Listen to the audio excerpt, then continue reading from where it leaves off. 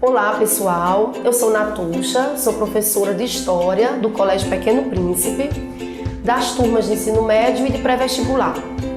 Gente, analisando as últimas provas do Enem, a gente pode constatar a presença de muitas questões de história do Brasil. Por isso eu quero ter essa conversa aqui com vocês sobre um período muito marcante da história republicana brasileira, denominado Era Vargas.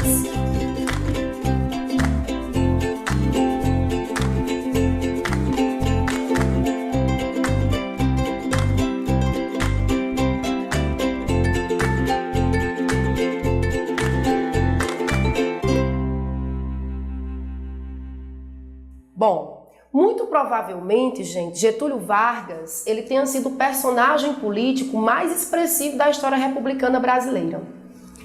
Nacionalismo, estatização, populismo, paternalismo, trabalhismo, industrialização são características marcantes deste período chamado Era Vargas. A Era Vargas é o período compreendido entre 1930 e 1945. Então, esse recorte temporal de 15 anos da história republicana.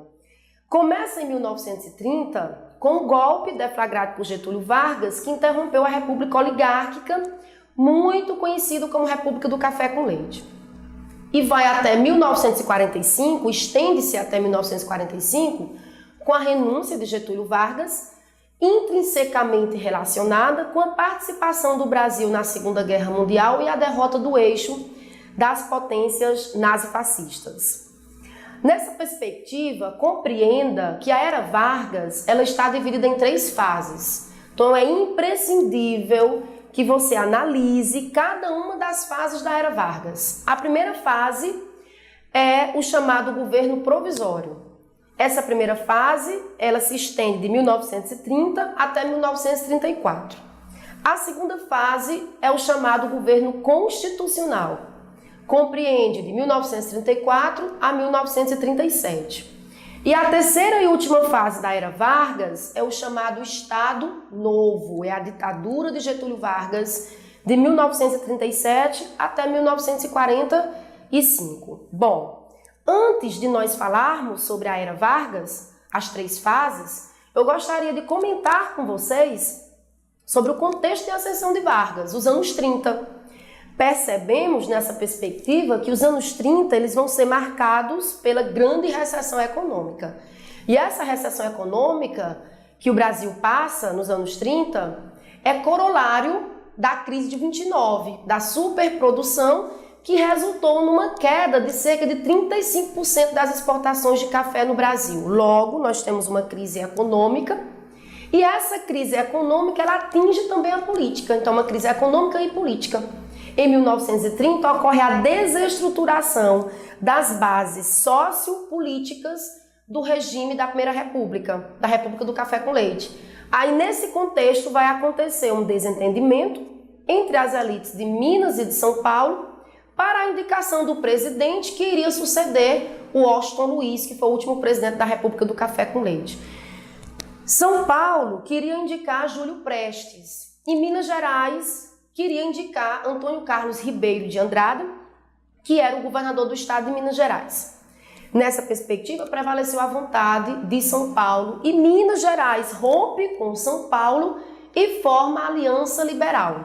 A Aliança Liberal surge a partir dessas elites dissidentes de 3 estados, Minas Gerais, Rio Grande do Sul, Paraíba, e lança a candidatura de Getúlio Vargas para presidente, para as eleições de 30, e o paraibano João Pessoa para vice-presidente. Bom, meninos, ocorrem as eleições de 30 e a vitória foi de Júlio Prestes, do Partido Republicano Paulista. Vargas perde as eleições de 30.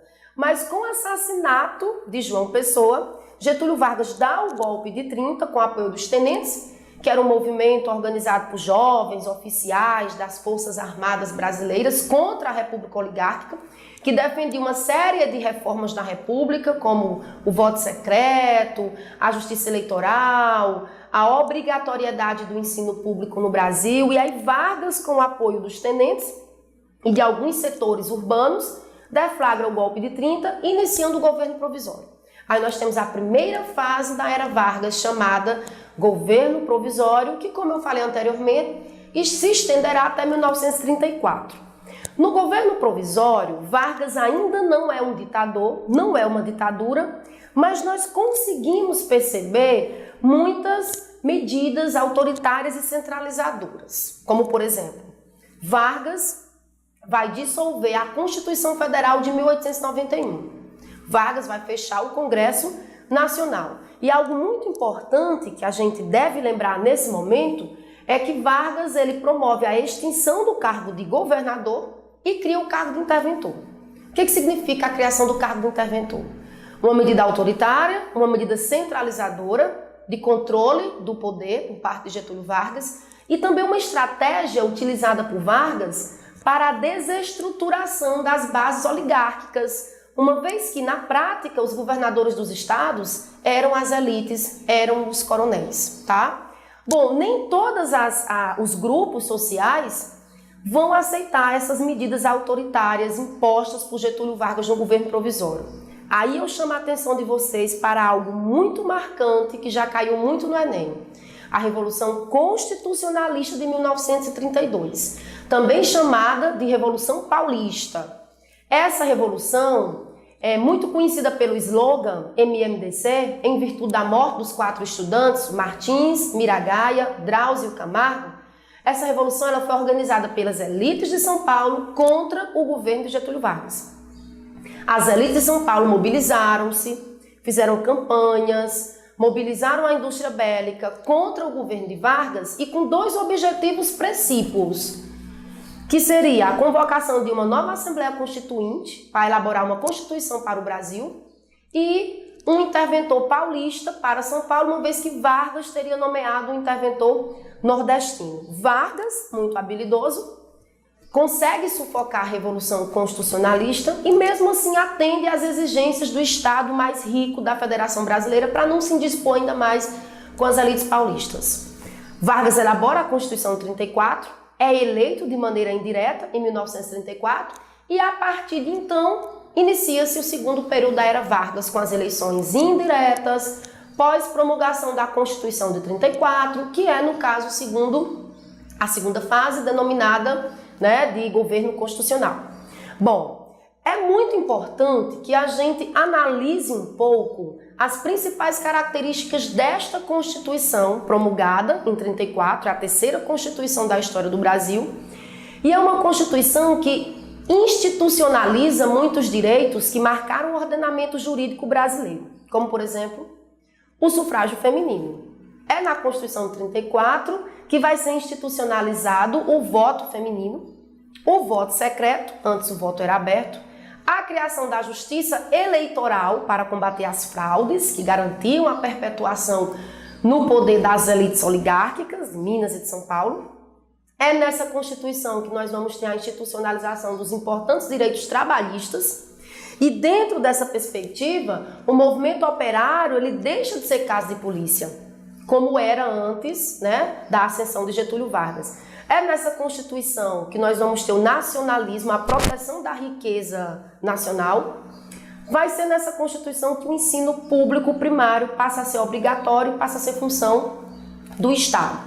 Nesse período de governo constitucional, de 34 a 37, o Brasil ele tem 2 grupos políticos antagônicos que sofrem as influências das ideologias do mundo entre guerras. Entre a Primeira Guerra Mundial, de 14 a 18, e a Segunda Guerra Mundial, de 1939 a 1945. Eu estou falando da Ação Integralista Brasileira, liderada por Plínio Salgado, e da Aliança Nacional Libertadora, que era o grupo liderado por Luiz Carlos Prestes. A Ação Integralista Brasileira era de influência nazifascista, certo? Então eles defendiam nacionalismo, hierarquia, disciplina, ordem, eram os chamados camisas verde. A Aliança Nacional Libertadora, do Luiz Carlos Prestes, era de influência de esquerda, era de influência comunista.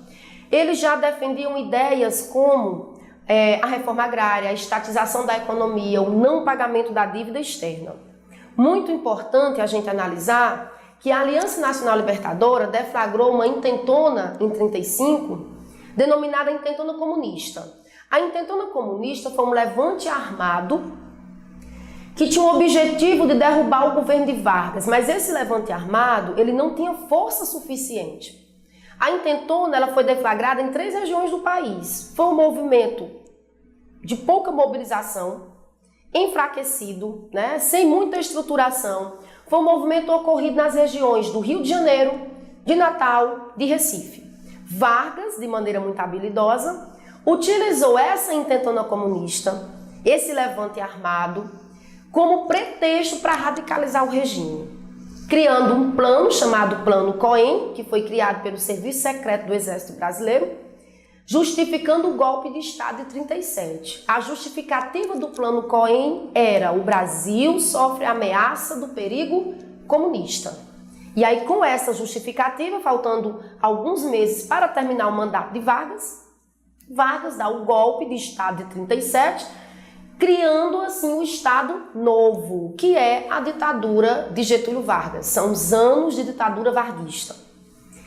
Muito importante nós estudarmos agora o Estado Novo. Agora sim você tem o Vargas ditador. O Vargas ditador é de 37 a 45.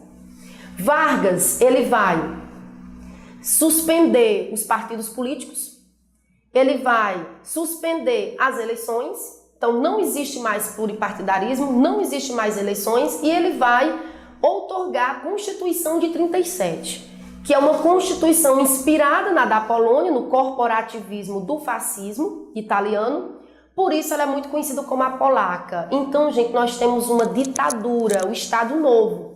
E nessa ditadura, Getúlio Vargas, ele vai extinguir o federalismo. Extinção do federalismo significa dizer o fim da autonomia dos estados. E numa representação simbólica do fim da autonomia dos estados, ele promove a queima das bandeiras estaduais perante a bandeira nacional. Significa dizer que os interesses regionais já não têm mais importância. O poder está concentrado e está centralizado em torno de Vargas. Extinção do federalismo, extinção da autonomia dos estados da federação, certo? É muito importante também lembrar que foi um período marcado pela propaganda. Uma propaganda que exaltava a imagem de Getúlio Vargas. E aí Vargas vai criar órgãos, e esses órgãos, eles vão ficar incumbidos de elaborar uma doutrina getulista, um discurso muito favorável à pessoa de Getúlio Vargas. O DIP, que era um órgão oficial, o Departamento de Imprensa e Propaganda, tinha como função organizar a propaganda oficial e censurar os meios de comunicação. É o DIP que vai criar a Hora do Brasil. Além do DIP, o Ministério da Educação, que cria disciplinas de canto e coral para instigar o nacionalismo e que adota cartilhas para que as crianças estudem nas escolas que Vargas era um homem inteligente, era o pai dos pobres, era o salvador da pátria. Então é muito importante fazer menção a esse aparato, a toda essa propaganda do Estado Novo de Getúlio Vargas. Além da propaganda, foi marcante também a política trabalhista. O que consiste a política trabalhista? A política trabalhista era uma ideologia que exaltava o trabalho, que exaltava o trabalhador, tá? E os direitos trabalhistas. Vou citar alguns exemplos do trabalhismo vivenciado no Estado Novo no governo de Vargas. A CLT, o decreto-lei criado por Vargas em 1943, a consolidação das leis trabalhistas. O 1º de maio. O 1º de maio passa a ser a data mais festiva durante a era Vargas, certo? Além do trabalhismo, é importante também nós analisarmos a economia. Vargas, ele vai incentivar a produção e o consumo de bens nacionais. É o que nós chamamos de nacionalismo econômico. A ideia era livrar o Brasil da dependência do capital estrangeiro. É o nacionalismo econômico do Getúlio Vargas. E aí ele aumenta as taxas sobre a importação e promove um incentivo à produção e ao consumo de bens nacionais. Preste muita atenção nessa informação, que ela é muito importante para o conhecimento da era Vargas. E aí Getúlio Vargas vai promover a estatização. Estatizar, gente, é dar ao Estado a função de empresa que organiza os principais setores da economia, como as estatais da era Vargas, do Estado Novo, que foi a Vale do Rio Doce, em 1942, e a Siderúrgica Nacional de Volta Redonda, de 1941. Tá? Além de todas essas questões que nós salientamos, tinha também o populismo de Vargas. Vargas era populista, né? O que significa populismo? O populismo de Vargas era uma inspiração no corporativismo de Benito Mussolini, era uma inspiração fascista, e Vargas ele buscava conquistar os trabalhadores para controlá-los, dominando o sindicato, que aí a gente chama de sindicato pelego. É o sindicato controlado pelo Estado. A função do sindicato, na era Vargas, era promover uma suposta harmonia, conciliação entre a classe patronal e os operários, entre capital e trabalho. É o sindicato pelego de Getúlio Vargas. Não havia liberdade do movimento operário, não havia autonomia. O sindicato estava para favorecer o Estado, a fim de favorecer o Estado, é o sindicato pelego, certo? Bom, feitas essas considerações que eu considero muito importante, precisamos falar também do fim do Estado Novo. O fim do Estado Novo está muito relacionado com a participação do Brasil na Segunda Guerra Mundial. Vargas, para obter o financiamento da Siderúrgica Nacional de Volta Redonda, começa a prestar auxílio aos aliados em 1941, mandando para os aliados minérios de ferro, e os alemães descobrem esse auxílio, afundam navios brasileiros, 9 navios brasileiros, e aí Vargas envia 25 mil homens que faziam parte da FEB, Força Expedicionária Brasileira, dia 31 de agosto de 1942. É importante destacar que o Brasil participou decisivamente da Segunda Guerra Mundial a partir de 1942, sobretudo nos combates na Itália. E o Brasil ajudou a derrotar as potências do eixo, que era o nazifascismo, Alemanha e Itália. Perceba a contradição. Vargas era um ditador, cuja ditadura tinha inspiração no fascismo, e entra na Segunda Guerra Mundial e contribui decisivamente para a derrota, para a derrocada das ditaduras, tá? Perceba que com essa contradição política, com a derrota do nazifascismo, houve um enfraquecimento inexorável do Estado Novo e, consequentemente, a renúncia de Getúlio Vargas em outubro de 1945, acabando o período ditatorial, acabando o Estado Novo, finalizando a Era Vargas. Gente, um grande abraço e até a próxima!